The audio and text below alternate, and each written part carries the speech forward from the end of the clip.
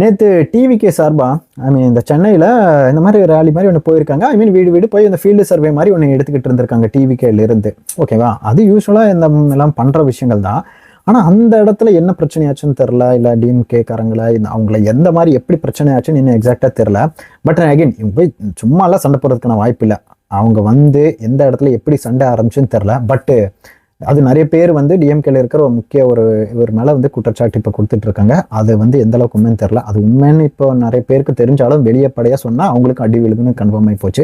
Again அவங்கள போட்டு நிறைய பேர்லாம் அடிதடி ஆகி அதில் 6-7 பேர் ரொம்ப சிவியராக ஐசியூவில் இருக்கிற மாதிரி, இல்லை 2 பேர் சிவியராக ஐசியூவில் இருக்காங்க. நிறைய பேர் 6-7 பேருக்கு ரொம்ப அடி. ஒரு ப்ரெக்னென்ட் 4 மாதம் ப்ரெக்னென்ட் அவங்களுக்கும் சரியான அடின்ற மாதிரி இருக்காங்க. பட் அகைன் இதெல்லாம் ஏன் இப்படி பண்ணுறாங்கன்னு கேட்டால், இப்போ நியூஸில் இன்னைக்கு சன் நியூஸ்லேருந்து எல்லாம் நியூஸ் எந்த தெரியுமா இப்போ ரீசெண்டாக போட்டுருக்காங்க.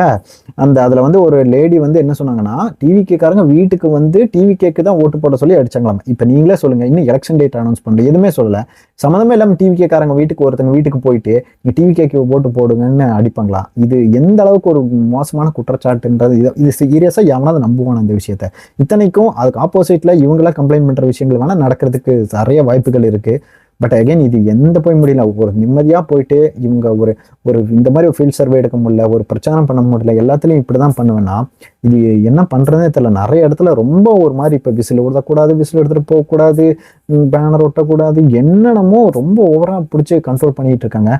அதெல்லாமே கூட ஓகே. இன்னைக்கு அட்மிட் ஆயிருக்காங்க ஹாஸ்பிட்டலில். இந்த கீழே இருக்க அந்த ஆனந்தாகட்டும், இல்லை ஆதவ ரச்சனை, இவங்களாம் பார்க்குறாங்க. எனக்கு தெரிஞ்சு நான் ஒரே ஒன்று கேட்குறேன், நானும் விஜயகாந்த் எல்லாம் ஓகே தான், விஜய் ஏன் பார்க்க மாட்டேங்கிறான்றது எனக்கு கொஞ்சம் கஷ்டமா இருக்கு.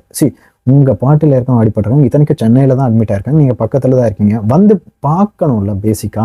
இத்தனைக்கும் இதை வச்சு அந்த இடத்துல பார்க்கறதுனால ஒரு ஹைப், உங்களுக்கு ஒரு எக்ஸ்ட்ரா ஒரு ஹைப் கிடைக்கும். அது கூட நான் அந்த விஷயத்துல கூட உங்களுக்கு சாதகமாக சொன்னா, நான் அது கூட பார்க்க மாட்டேன்னா எனக்கு புரியல. வெறும் அறிக்கை மட்டும்தான் விட்டுருக்காரு. இந்த விஷயத்துல எனக்கே ரொம்ப ஒரு வருத்தமா இருக்கு அவர் மேல. இன்னும் எப்பதான் இன்னும் 2 மாசம் கூட இல்லை, ஆளுக்கெல்லாம் ஆரம்பிச்சிட்டாங்க. எனக்கெல்லாம் பாக்குறப்ப நீங்க எப்பதான்டா எல்லாம் ஆரம்பிக்க போறீங்கன்ற மாதிரி தான் இருக்கு. சும்மா விருப்பமான கொடுக்குறீங்க, ஆகுன்னா இந்த பக்கத்துல வீட்டிலேயே மீட்டிங்லாம் போடுறீங்க. ஓகே, எப்பதான் உட்காந்து ஆக்டிவா வெளியே ஒரு இடத்துல பேசி ஏதாவது பண்ண போறீங்கன்னு தெரியல. இப்போ ஏதோ இன்னும் 2-3 நாள் ஏதோ ஒரு சேலத்துல ஏதோ போறதா இருக்காங்க. பட் இப்போ ஒரு 10 நிமிஷம் பேசிட்டு போனா என்ன, திரும்ப வருவீங்க 10 நிமிஷம் 2 பேரை பேசுவீங்க தவிர ஒரு ப்ராப்ளம் என்னன்றது விஷயம் எப்போ பேச போறீங்க?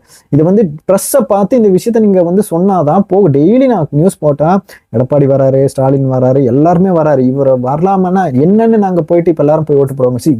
இது எந்த விஷயம் தெரியல. இது கொஞ்சம் டீட்டெயிலாக எக்ஸ்பிளைன் பண்ணி வீடியோ நான் போடுறேன், பார்க்கலாம் அந்த விஷயத்த.